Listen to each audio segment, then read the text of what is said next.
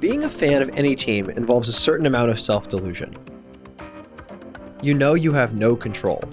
When your team wins, it feels almost liberatory. It doesn't matter how little you had to do with it. When they lose, as they inevitably will, it feels deflating. The only consolation is the low stakes.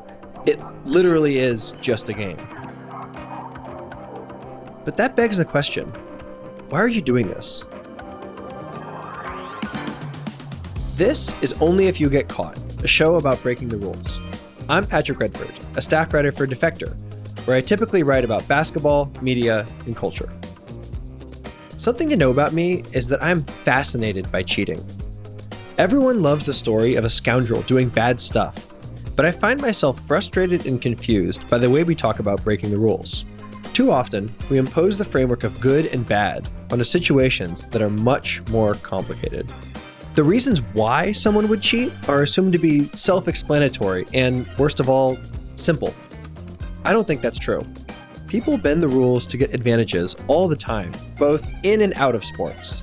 To truly understand something, whether that's Olympic-level competition, financial market making, or the publishing industry, you have to understand how people cheat and why. In this show, we're going to explore cheating, frauds, and all kinds of chicanery. We'll start by looking at what happens when you believe the NBA, if not the entire world, has it out for your favorite team. Okay, so in every episode of this series, we're going to break down a different cheating scandal. There are 5 parts to every cheating scandal: a cheater, a cheated, a rule that is broken, the stakes, and an arbiter of truth. So before we get into the nitty-gritty of the story, we're going to run through all these details with a quick game, a cheat sheet, if you will. I've got our producer, Alex, here. Alex? Hello. Okay, so what we're going to do is I am going to set a clock for 1 minute, and I want you to run through this cheat sheet for the audience. Does 1 minute feel doable to you? Oh, I can rock it in 1 minute. Let's go. Okay. I'm going to pull up my stopwatch on my phone because we don't have real stopwatches, and go. Okay, it's the 2002 Western Conference Finals. Who are the cheaters? The ill-omened Los Angeles Lakers, as well as the NBA, are alleged to have carried this out either in concert or the Lakers benefited from malfeasance by the NBA. Who lost? This is easy. The noble Sacramento Kings, basketball fans, lovers of beauty and aesthetics and sports. Who is the arbiter? Unfortunately, that's also the party alleged to have cheated here, the NBA, through their officials and possibly the league office. What is the rule? This is where it actually gets a little weird. The official NBA rulebook entry for foul contains 5,488 words. It's this very arcane, difficult to parse thing that is justice is meted out in real time.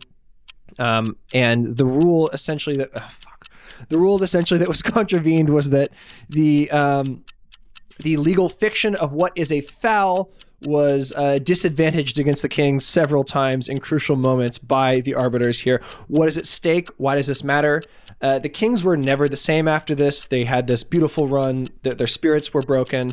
This conspiracy has gained a psychic hold whose powers only have grown as the team has spiraled into failure. Is that a minute? That was a good minute and 20 seconds. Nice. Okay, cool. In under the wire. You did it. Back in the early aughts, the Sacramento Kings were briefly the best team in the NBA. They were on the verge of winning the city's first championship when they lost under controversial circumstances. Some say the NBA conspired against them. This is one of the most infamous NBA conspiracy theories, that the NBA and the 3 officials working Game 6 of the 2002 Western Conference Finals rigged the game to make sure the Kings lost and the Los Angeles Lakers won. But why would the NBA do this to one of its own teams? And why would the league care enough to influence the outcome of such a critical game? Consider who would benefit. The Lakers were the team of the moment. They had the 2 most famous players in the world, and they were chasing their 3rd straight championship. The NBA would stand to gain a lot, both in the long term by helping the Lakers win, and in the short term by extending the series. As it turns out, Game 7 would be the most watched non-finals game of the century. Everyone wanted to see the underdog win for once. I was born in Sacramento, which means I inherited the accursed birthright of Kings fandom. If you know one thing about the Sacramento Kings, it's that they are one of the sorriest franchises in sports history. I love Sacramento, though most people think of it as a boring place. It's drab compared to California's other wonders, and Sacramento has precious little representation on the national cultural stage.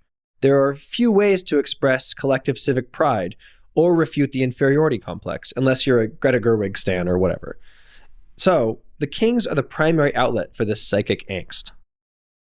Given how load-bearing Kings fandom is then, it's very funny that they are such a tragic franchise.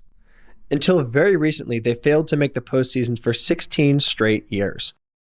In a league where over half the teams make the playoffs, being that bad for that long takes an impressive string of bad decisions and bad luck. They have hired lousy coaches, made inexplicable draft decisions, and remained stubbornly incompetent across two ownership groups.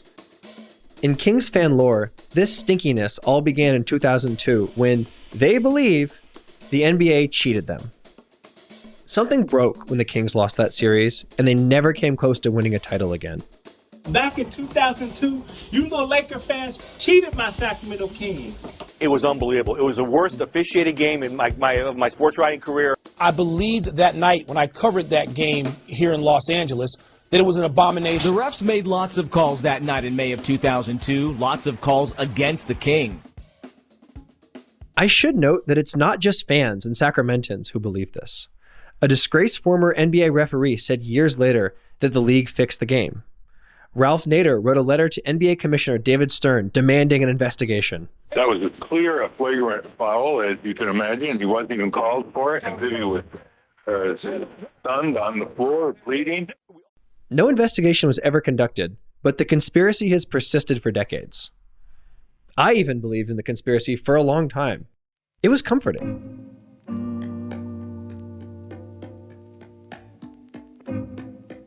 If part of being a fan is creating this shared identity, what does it say about everyone involved if that identity is one of uninterrupted losing?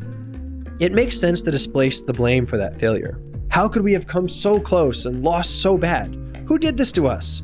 What cabal hatched this plan? Surely, this was a profound injustice. It's easier to believe in conspiracies than it is to accept losing.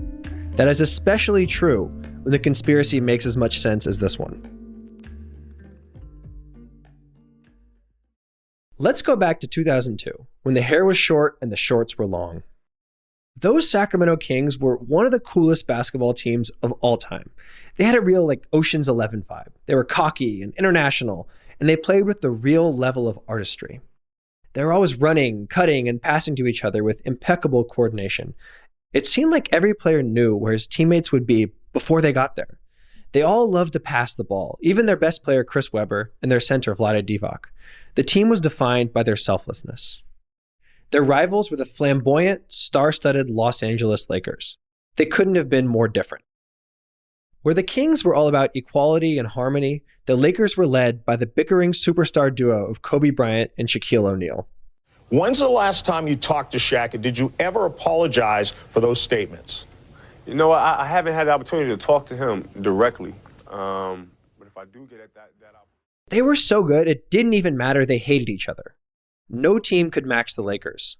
By winning the previous two championships, they reestablished themselves as the NBA's premier team. Even the two coaches were polar opposites. The Kings were led by the soft-spoken, owlish Rick Adelman. Lakers coach Phil Jackson, meanwhile, was extremely famous for coaching Michael Jordan and the Chicago Bulls to 6 championships. Where Adelman advocated collective, harmonious basketball, Jackson was a master of manipulation who took a real pride in cultivating that image. He poked and prodded, using the media to motivate his players and goad opponents. One of his more successful goadings is now permanently etched into Sacramento Kings lore. You can hear it every time you go to a game. 2 years before their fateful and allegedly fixed matchup, the up-and-coming Kings lost to the Lakers in a surprisingly feisty first-round series. Before Game 3, the Kings set a huge Lakers jersey on fire in center court, and the team won both games in Sacramento behind their howling fans. Jackson infamously responded by comparing Adelman to Adolf Hitler during a team film session. He also called Kings fans semi-civilized, rednecks, and said Sacramento was a cowtown. But Kings fans turned Jackson's barb against him and embraced their raggedness. They started bringing cowbells to games and clanging them at opponents, a tradition that continues to this day. We had a guy who was sitting right behind our bench who had a cowbell, and he brought one cowbell to the game and decided that he was going to bring the cowbell for 48 minutes nonstop during the game. Any after effects after that? What's that? Any after effects? I'm sorry, did you say something? My ear's still ringing a little bit. 2 years ago. Back in 2002, the Kings played in Arco Arena, a big old barn of a building located in an otherwise empty field out by the airport. It was an ugly and unremarkable arena, a concrete rectangle surrounded by failed and failing developments. But Arco was not without its advantages. Because the arena was so small, it was known as the loudest in the league. Opposing players always talked about how tough it was to play there, and Kings fans relished our hostile reputations. Where's the toughest place to play where the fans just get on you? That'd be Arco Arena. Why is that? What do they do? They're just nuts, man.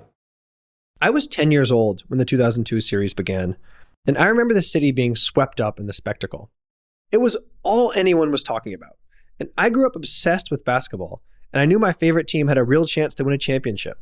That meant a lot. They won 61 games that year. All the stats said they were the best team going into the playoffs. It was also very clear that whoever won the Western Conference was going to win the championship. Speaking of the playoffs, here's a quick refresher. The top 8 teams from each conference, West and East, are seeded into brackets. They play best of 7 series until a champion emerges from each conference. The higher seeded team gets to host the majority of games in a series. The Kings were the 1 seed in the West, and the Lakers were 3, and each team won their first 2 rounds comfortably.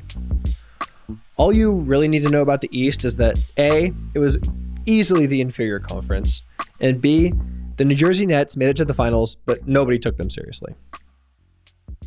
I was lucky enough to attend one of the games that year, but I was also 10 and a literal child.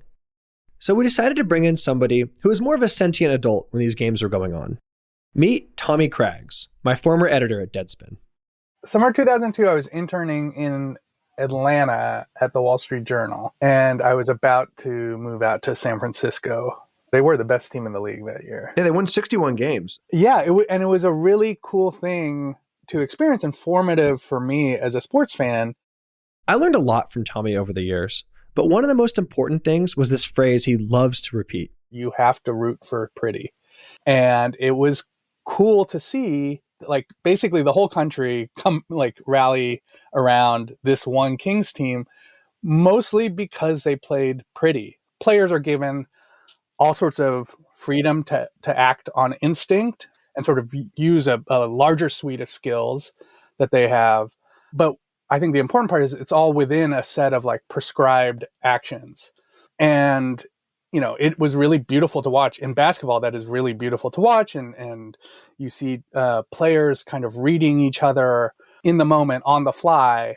Believing that this is about skilled basketball, not about size and strength, and they're playing every facet of the game. All the cliches about pretty basketball really were true with those Kings teams. Pretty was almost enough to carry the Kings through what would turn out to be an epic series. After his team won Game 1, Kobe got food poisoning from some Sacramento hotel room service. Wants some shooting, and you see Kobe comes out. And it's the food poisoning episode last week, and he does tire. While some Lakers players claimed it was intentional sabotage by the Sacramento hotel staff, some Kings players intimated that he was maybe playing it up. The Kings won the next 2 games, though the Lakers were publicly aggrieved about how Kings center Vlade Divac was defending Shaq. And he's rejected by Divac. Kobe on the loose ball. Fox knocks it away. Weber. Divac was a master of flopping, which is essentially pretending to get hit to trick the referees into calling a foul on the wrong guy. Basketball is very hard to officiate, in part because it moves so fast, and in part because it's so physical. The 10 players on the court are all going at full speed, trying to get away with as much contact as they can. Refs have to determine who's cheating and who's not in real time, knowing that every decision will make someone mad. That is especially hard if you're being screamed at by 17,000 semi-civilized redneck-style fans. Maybe you'll miss a few calls. Maybe you'll err on the side of even subconsciously pleasing the crowd. Or maybe you'll go the opposite way, subconsciously resisting the urge to give the crowd what it wants by calling a harsh game for the home team.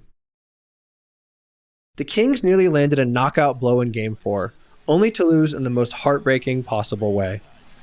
They were ahead the entire game, but on the final possession, the Lakers got a miracle. When I close my eyes, I can still see it. Kobe Bryant drives right. Doug Christie sticks to him. He misses. Shaq misses a tip-in. Vlade Divac rises, bats the ball out to the perimeter, directly to Robert Horry, who sinks a three. Lakers win at the buzzer. Back in Sacramento after that Game 4 heartbreak, the Kings played a gritty game and won by a single point, putting them within one game of the finals. But this win was not without its controversial moments. Sacramento probably got away with 2 fouls in the last minute, fouls that probably helped them win the game. It's funny to think about now, given Game 6's infamous legacy, but a big national narrative after Game 5 was how bad the referees had been. The Los Angeles Times' J.A. Adonde wrote a smirking column with the headline, quote, "Series has become officially interesting." But nobody could have guessed what would come next.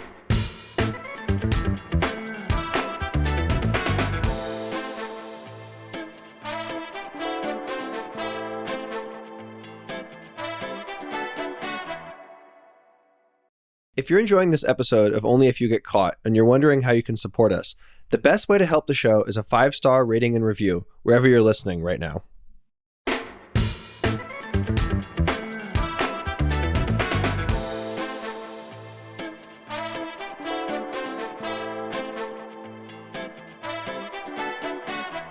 In a series this close, each possession means more. And so does every call a referee makes or chooses not to make. So the NBA puts its most experienced refs on the biggest games. Let's meet the crew who worked Game 6. You have Dick Bavetta, a legendary old referee. He's a tiny, decrepit little man who looked like a cigarette actively being smoked. He didn't retire until he was 75. He's the crew chief, which is what it sounds like. Dick Bavetta was known to be, and knew himself to be, the guy the league would bring in to ref Game 6s in series that they wanted to go to 7. Because, the longer the series, the more more ratings, the more money for the league. One of his partners is Ted Bernhardt, who famously gave this weird quote to Grantland about basketball. Quote, "I can't even see where it's even an issue. I'm from Indiana. There are real problems in the world, It's a basketball game. It's the entertainment business." And the third ref is Bob Delaney, who is a former New Jersey state trooper who infiltrated the mob and wrote a book about it, and then became an NBA referee. Imagine the person manning the conspiracy board, drawing and then furiously emphasizing the line between basketball and organized crime over and over again. These three presided over a real chaotic mess of a basketball game. In Game 6, no team ever built a double-digit lead, and the two teams spent the game going nervously back and forth. The Lakers had their backs against the wall, and they played with this thrilling sense of desperation, while the Kings tried to keep their composure as everything slowly unraveled in the fourth quarter. Those 12 disastrous minutes formed the base of the conspiracy. Officials called the Kings for 16 fouls in the fourth quarter, twice as many as the Lakers. The disparity alone is remarkable, as are a number of specific bad calls. With 3 minutes left, Chris Webber gets called for an offensive foul at the rim, costing the Kings 3 points. On the very next play, there's a scramble where it looks like Webber pretty clearly commits another foul. But at the last second, his teammate Vlade Divac innocently reaches in and touches the ball, and they call it on him? It's his 6th foul, so he's out of what is, at this point, a very close game. That forced Sacramento to guard Shaq with Lawrence Funderburk, a guy who basically hadn't played all series. He got cooked. It is beyond question that the Lakers benefited from officiating. According to a detailed analysis of every call by longtime NBA front office guy Roland Beach, the Lakers got 6 points worth of bad calls. That's a rough estimate, but they won the game by 4, so clearly it mattered. There are strict definitions for the various types of fouls. The NBA rulebook entry for fouls is 5,488 words long. But every call is made by officials who have to keep track of 10 sprinting basketball players, each of whom is trying to get away with stuff. Refs miss calls all the time, even big consequential ones. And the uncertainty there is red meat for sports fans who are definitionally irrational. The way the game is officiated and the way officiating is talked about have changed significantly since 2002, probably because of 2002. The NBA now has replay review, and the league releases daily public reports on the performances of its officials. They tell teams and players before every season how they will enforce slightly different interpretations of the rulebook in the name of art. You might think, surely more transparency would make everyone happy. Though if anything, it's made fans more prone to conspiracizing, since referees still make mistakes. What could be stronger evidence of a league-wide vendetta against your team than a botched replay review? Everyone became more paranoid about officiating after 2002. Game 6 ended, fittingly, on a missed call. It is the most infamous one of the bunch. With 13 seconds left and a 1-point lead, Kobe Bryant was on his way to catch an inbounds pass when he slammed Mike Bibby in the nose. Bibby was leaking blood all over the court, and the game was thrown into chaos. If that call goes the other way, everything could have been different. The Kings have a perfect chance to dial up a game-winning shot and go to the finals and win and deliver Sacramento to the promised land and redeem the inferiority complex and keep the franchise from being cursed. In this branching timeline, they sweep the Nets, then host a parade running down J Street, revelers surrounding City Hall, chucking stuff into the Sacramento River, images of the arboreal state capitol grounds broadcast around a world also reveling in the Kings' success. Shaq leaves the Lakers, and no team in the Western Conference can stand before the Kings. Sacramento is thought of as a basketball mecca. When Greta Gerwig makes Lady Bird 15 years later, she mentions the championship because, how could you not? That's Sacramento, the city of champions. But we don't live in that world. With Mike Bibby dripping blood on the hardwood, Bavetta swallows his whistle. No call. Lakers win by 4.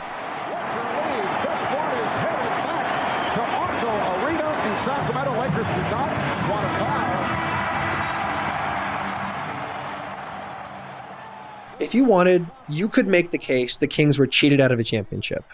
And that becomes the line pretty quickly. Kings beat reporter Eileen Voisin said the Kings themselves spent the hours before Game 7 complaining about Game 6. They played nervous and scared in Game 7 and lost at home. After the pair of losses, everyone in Sacramento was pretty up in arms about the Game 6 situation. Sports conspiracies in general are instances of fans sort of intuiting the structures of the league, like who is favored and who isn't, who has power in the context of the league and who doesn't. And all sports conspiracies basically operate like this. Like they're shaped by the broader political economy of the sports in which they take root. But they're all basically doing the same thing. Like soccer conspiracies tend to be about shadowy international outfits influencing outcomes across the map, which state it a little differently, that is an unremarkable description of how soccer actually works, right? In professional football, for a long time, everything was about how teams could defy the gravitational pull of going 500 on the season. And often you would get these conspiracies about the most powerful figures within these teams, the coaches, trying to find wins, trying to find advantages on the margins of the rules. In the NBA, in 2002, you have this underlying sense of everything that the big market teams are the favored children in the league. And so all the conspiracy theories, or a lot of them, tend to sort of center around big market teams. Given these structural factors, it's only natural that refs become a focal point too. I mean, they always have been, but in this specific context, they become Stern's cops. They are deputized to enact David Stern's will on the chaos of a basketball game. And so the Tim Donaghy scandal just grows out of that. Tim Donaghy was a referee who worked in the NBA from 1994 to 2007, when he was caught betting on his own games. He was swept up in an FBI investigation into one of the 5 families of the New York mob. In that investigation, the FBI discovered that gamblers had been making immense profits betting on NBA games that Donaghy turned out to have been working. As part of coming clean to the FBI, Donaghy claimed that this 2002 game was fixed, and he wrote about it in a book that he tried to publish. We get a hold of the book at Deadspin. We publish some excerpts, then the whole book kind of gets out and causes a stir. I think the basic allegation of the book, is the refs could shape the outcome of the game, whether according to the prerogatives of the league or because of their own petty bullshit, like Steve Javie hating Allen Iverson or whatever. And that these forces were sort of obvious enough that if you were in the know, if you had some sort of inside knowledge, you could make a decent amount of money betting on them. And so there are some parts of that I think are, again, sort of unremarkably true. There's some parts of it that feel like Donaghy wasn't telling the full story. But I think the basic idea that a ref can shape a game and that the way they shape it is all mixed up with their own bullshit. I don't think it's direct sinister pressure from the league, but a general understanding that this is an optimal outcome, not necessarily just for the business interests of the league, but what fan without specific commitments didn't want to see that Kings-Lakers series go on forever? That was as good as basketball got. And of course people wanted more basketball. The Kings never recovered from losing the series. They had a bad year. The Mavericks at the feet of the Kings in 7. And then another bad year. And the Minnesota Timberwolves are going to the Western Conference Finals.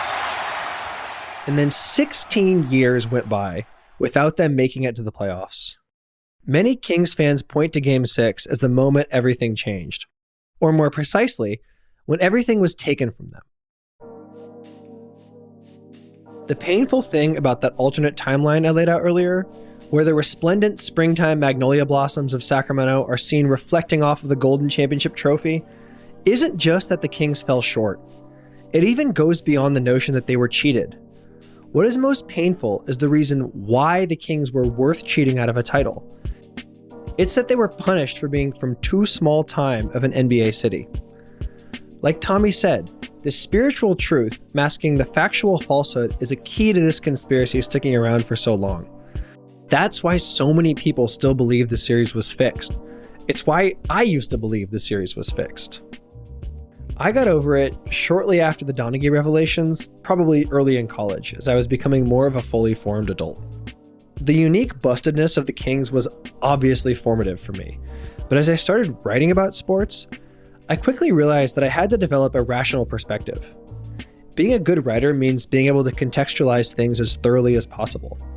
In this case, that meant shedding comforting illusions. I'm not the first person to make this analogy, but there's a cultishness to sports fandom. Both affiliations involve tricking yourself into believing in an irrational salvation. Cheated Kings fans get a powerful story to bind themselves together, no matter how flimsy it is. If you can achieve some level of healthy distance from the more irrational tenets of fandom, you'll quickly realize that you're not special.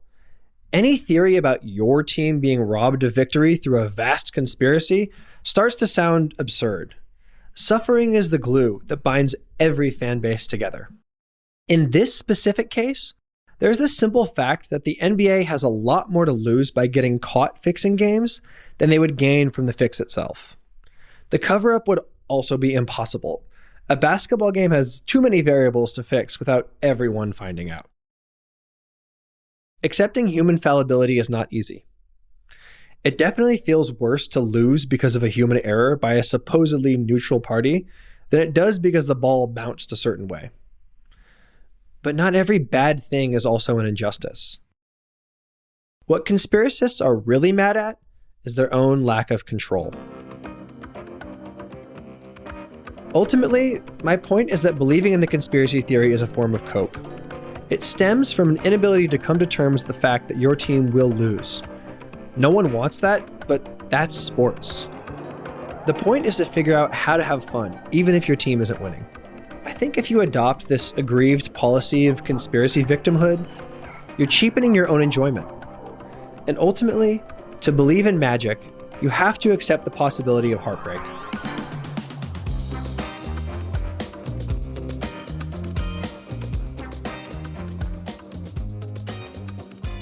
Only If You Get Caught is written and hosted by me, Patrick Redford. It's produced by Alex Sujong Laughlin, with production support from Jay Toll Vieira. Editorial support from Tom Lay and Audrey Martovich. Justin Ellis is Defector's projects editor. Mixing by Samantha Gatzik. Show art by Jim Cook. Jasper Wang and Sean Kuhn are Defector's business guys. Thank you to the Defector staff. Defector Media is a collectively owned, subscriber-based media company. Only If You Get Caught is a proud member of Radiotopia. Radiotopia.